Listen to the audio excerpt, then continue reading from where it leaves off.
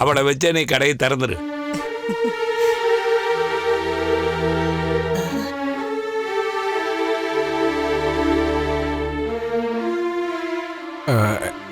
இல்லப்பா, அது அதான் அப்பா சொல்லிட்டாங்களா, அப்புறம் என்னடா?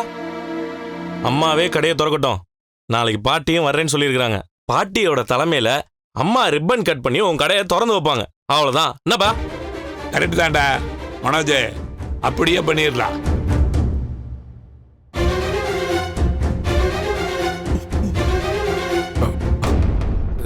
சரிப்பா.